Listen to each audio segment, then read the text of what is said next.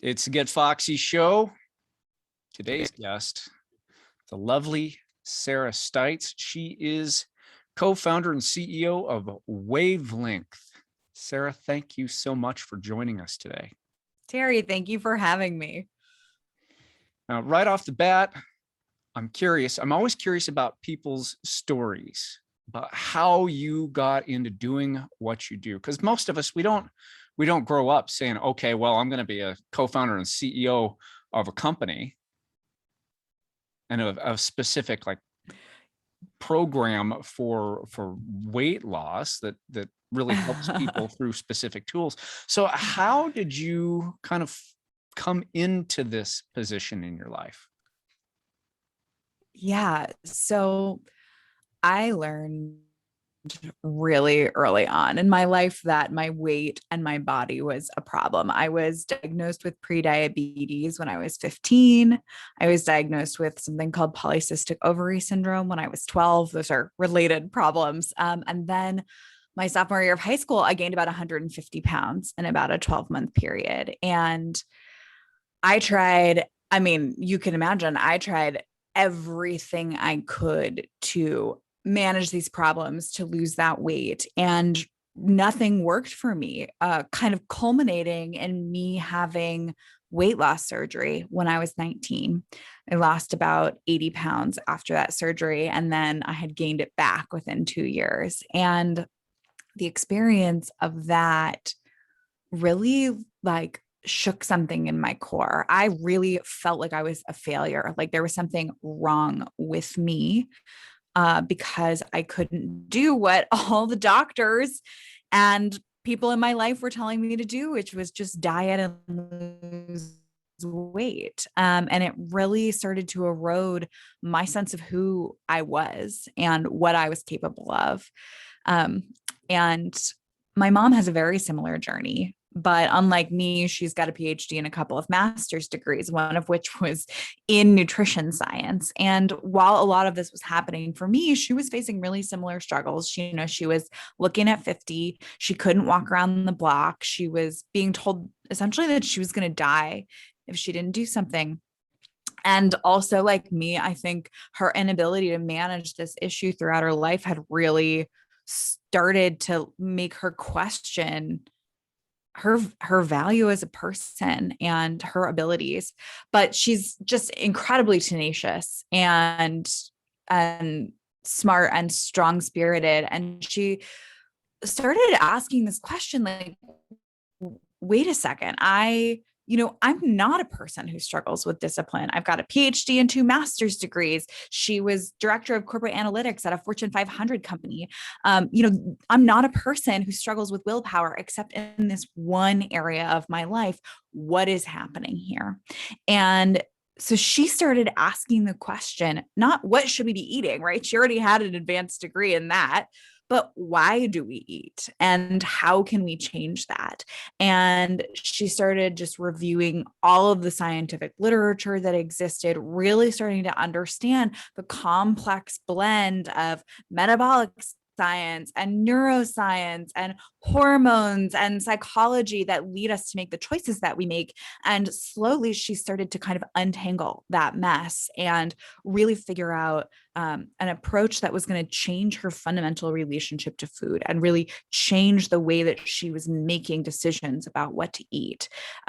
She lost about 170 pounds. I lost about 150 pounds. And this was 15 years ago now.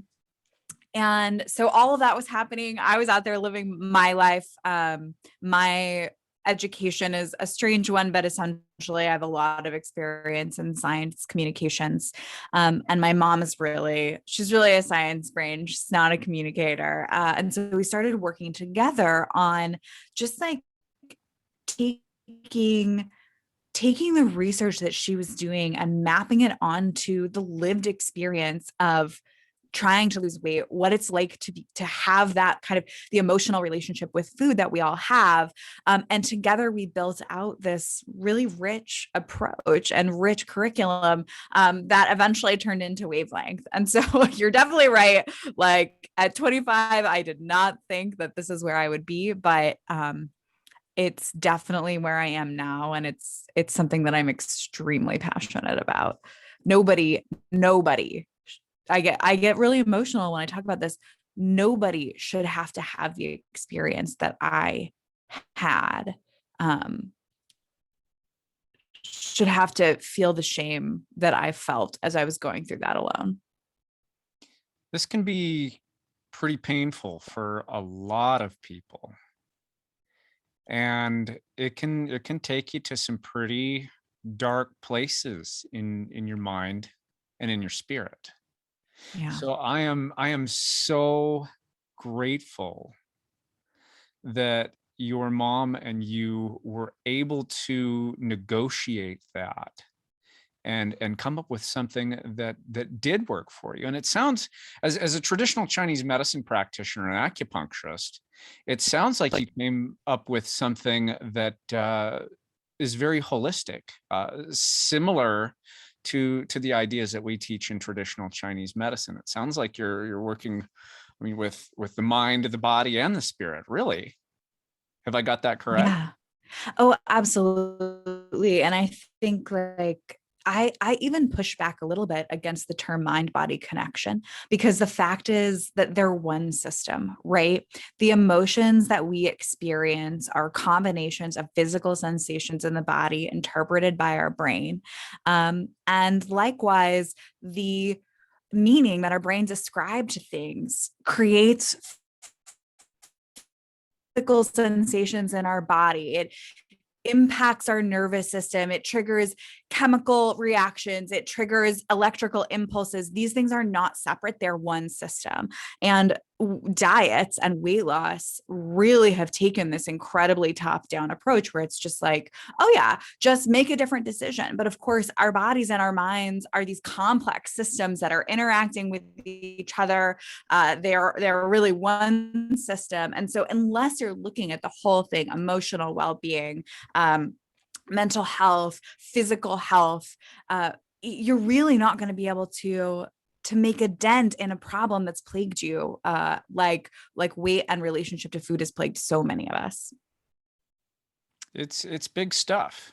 And from the Chinese medicine standpoint, I mean, the gut and the microbiome have so much to do with how we get our energy, but also emotionally, the digestive organs in Chinese medicine have a lot to do with digestion of information and whether or not we're constantly feeling worried or overthinking or ruminating and having a hard time shutting off our minds. And so then that of course leads to insomnia, and insomnia then leads to other health issues. So this is big stuff that you're working with here. Yeah. Yeah. And it's interesting. Western medicine is starting to catch up, right? And of course, that's the tradition that my mom and I came out of. And so that was our starting place. But you really see that these ideas are old and they pop up in a lot of places. Sounds like your area of expertise is Chinese medicine, but I mean, you see it in, I'm Jewish, you see it in everywhere from like discussion of physical health in Judaism, Mhm. to kind of meditative practices and religions across the world. Like this is these are not new ideas. However, we are starting to see kind of empirical Western evidence that directly supports these ideas that have existed in a lot of different cultures, excuse me, for a very long time. This idea that gut health has a direct relationship not only to overall health but to emotional well-being.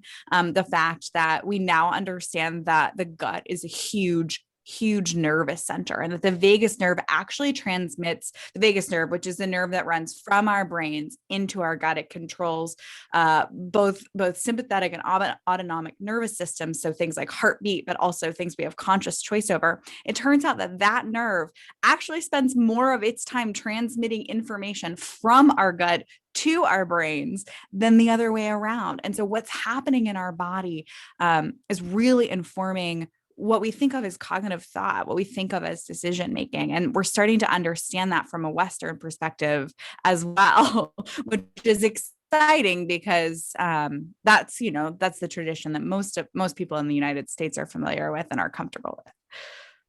And this is something that, when it comes to dieting, at least from my paradigm, there's not really such a thing as a diet. It's more about, well, I don't want to say intuitive eating, because that's kind of its own thing as well, but learning how to best eat for you, because you are a unique individual.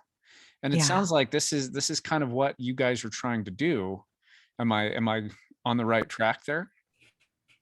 Yeah. I mean, so diet culture would have you believe that there's a correct way to eat. And they can't get it together about what that correct way is.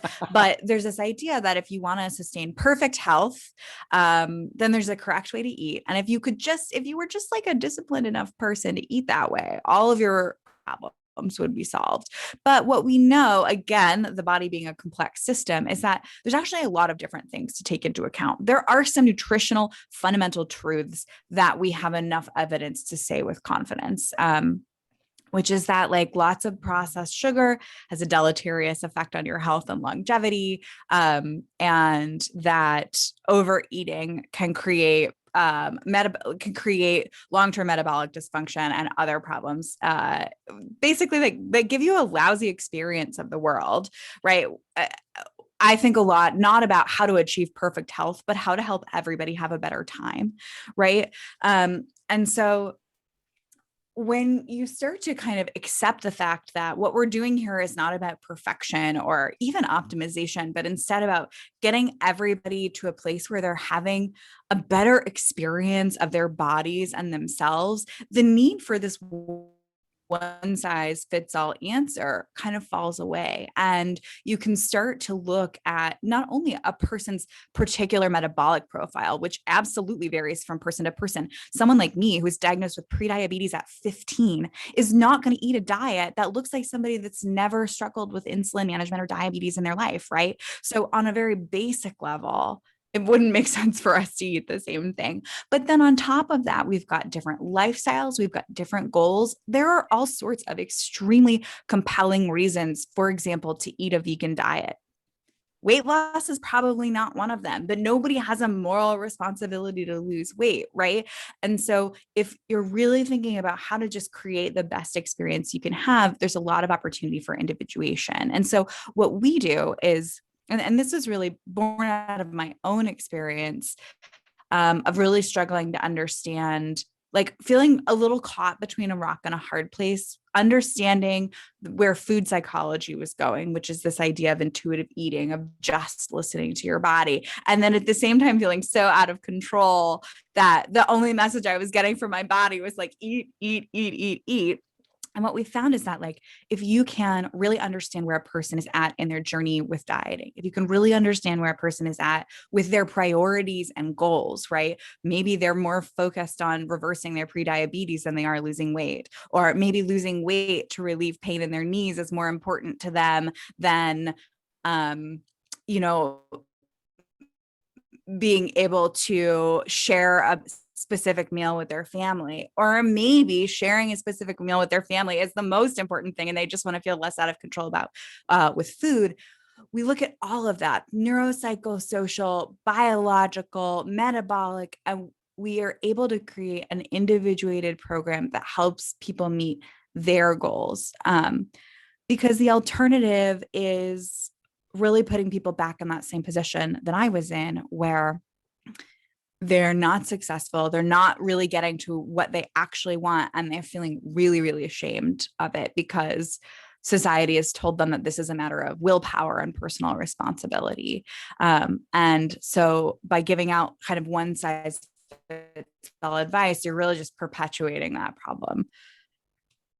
So how do you at Wavelength go about solving the problem? Yeah. So there are really two core components to what we do. The first is daily audio episodes. So if you're here and you like audio and you want to hear a lot more of my voice, download the app. And basically what we do in that audio is take people on a journey of self-understanding, with everything from what's my real reason for wanting to lose weight and how can I use that to motivate change, to like understanding how insulin works in the body and how it works in your body, to understanding the neurological underpinnings of eating impulses and emotional eating. And it's really this like, I'm really proud of it. It's this incredible healing journey. And then every Wavelength member gets a customized plan that's updated monthly, where you meet with one of our coaches. A lot of the time it's me, and you get that analysis that I was just describing, where we dive really deep into what your emotional awareness is, what your needs are, what your goal, what your fears are, what your hopes are. And from there, we come up with a really actionable plan together that results in permanent change. This is not about white knuckling your way through some kind of diet. It's about really changing the patterns that drive your eating behavior so that you never have to white knuckle again, so that it feels easy and relaxed. Like I like to relate it to picking out your shoes for the day, right? You might be thinking about, there might be some thoughts that you're having about logistics. What shoes do I need for the weather, for the activity? But it doesn't affect your core sense of who you are. There's no shame involved in it. And that's really where we want to get people in their relationship with food. No shame, feeling in control. Nice. Where do people find out more information about your program? Yeah. So if you go to wavelength.live/get Foxy, you'll see a special landing page for you all. It's got a 50% discount code. Check it out there, download the app, and you can listen to the first few episodes for free. We have all sorts of exercises and practices that are designed to increase your power of understanding, to help you make better eating choices in the day. You can check those out. And if you could become a member, you can go ahead and get that personalized plan and access the full course. Cool. I will put that specific link in the show notes. Fantastic. So people will be able to find that, click on it, and go right on over to it. I'm going to switch this up a little bit and ask you the question I ask all my guests, which is, what's your definition of Foxy, Sarah Stites?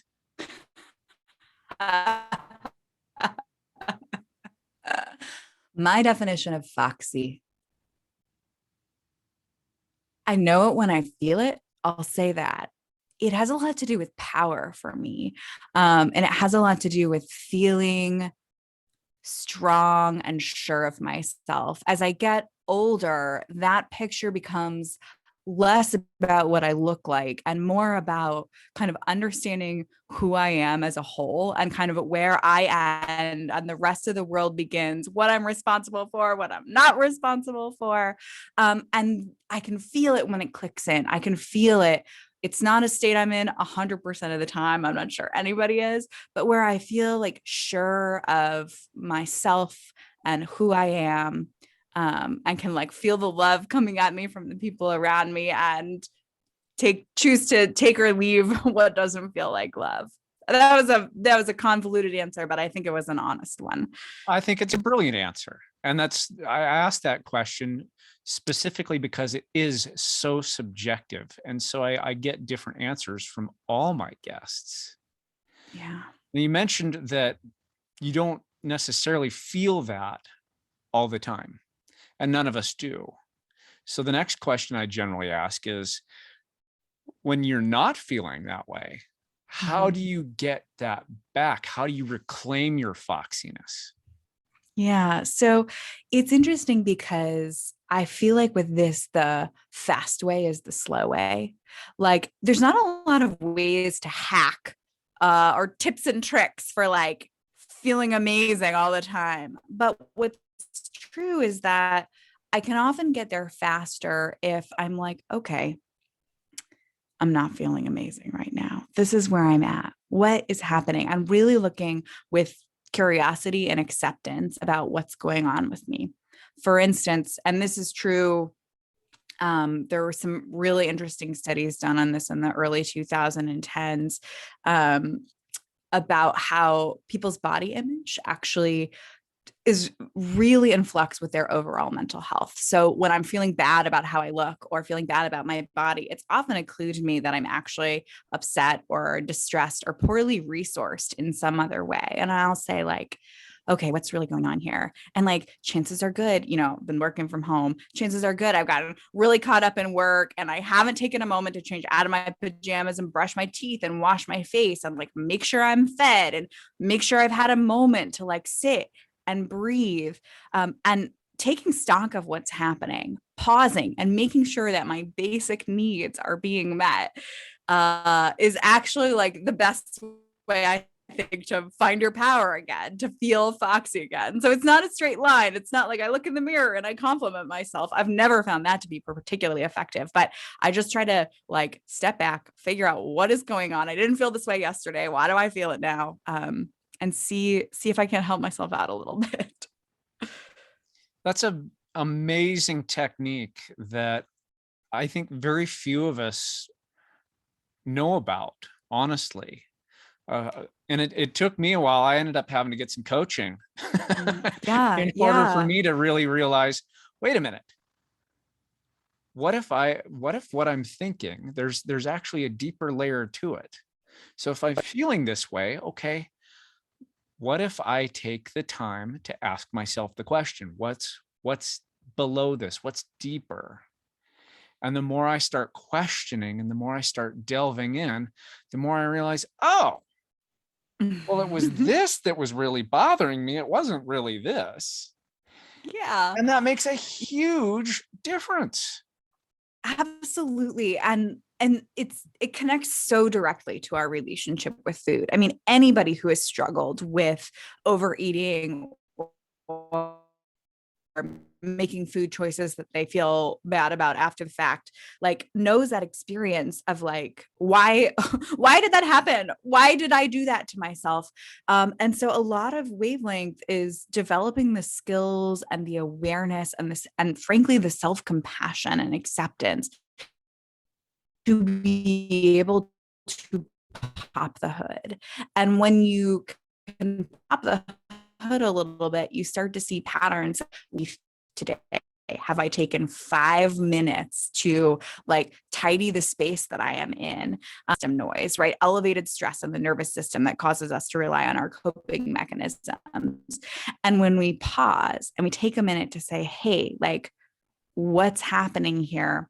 All of these patterns come to the surface. They come to our awareness and we start seeing things like, oh, whenever I meet with this coworker, I wind up at the refrigerator, or whenever I don't get a good night of sleep, I'm sure to have an eating day that feels out of control the next day. And we start to see these patterns, and then over time we can start to change them. And it's so empowering, and it happens faster than you think is the wild part about it. Like once you start seeing the patterns, you see them, and they become, you have this power to change them that you never had before. And it feels incredible. So who's Foxy in your world right now? Who's Foxy in my world right now? I'm going to give a really boring, heartfelt answer about that, which is that my husband is seeming really Foxy to me these days. He's just like, the last year of everybody's lives have been incredibly challenging. I got COVID early in 2021. I had a really difficult experience with it. He got COVID. He was totally fine, of course. And he has just like been by my side, has been my cheerleader, has listened as I've cried. He's like made sure I'm having a good time when I wasn't really able to make that happen for myself. And right now I'm just feeling extremely grateful for him. And then I also just want to say the other folks that work with me at Wavelength, specifically my co-founders, like they have also just been like, I couldn't have asked for better colleagues and friends, really. So pretty foxy. Excellent. Our time is getting close to being up here, Sarah. So what would be your one piece of advice that you could give someone to help them start coming out of that shame cycle and stepping into their personal power when it comes to weight loss? So we like to think that the antidote to shame is positivity or maybe gratitude, but in my experience, is a journey. Those are the destination, maybe not the starting place. If you feel because we all do, when you feel really ashamed of your body, I want you to think about the fact that you are normal. Like maybe you're not ready to hear that you're great or that you're foxy, but you can rest assured you're normal. And the conversation you're having with yourself in the mirror is the conversation that most people in the United States are having with themselves in the mirror. You are not extra bad. You are regular bad. It is part of being human. And then I think starting to exercise the shame that you feel, exercise with an O, exercise, the shame that you feel about yourself. So if I had one parting thing to say to folks, it would be like, you are normal. You are not alone, and you're going to be okay. Amen to that. That's definitely something I tell my folks. You're perfectly imperfect, as we all are. And God doesn't make junk. Yeah. One more time, Sarah, let us know the link that we can go to. Yeah, it's wavelength.live/get Foxy. There's a 50% off discount code for you there. So go check us out. Well, thank you so much for your generosity in that. Thank you so much for taking the time with us today. And thank you for bringing more life and light It was a into the world. pleasure to be here.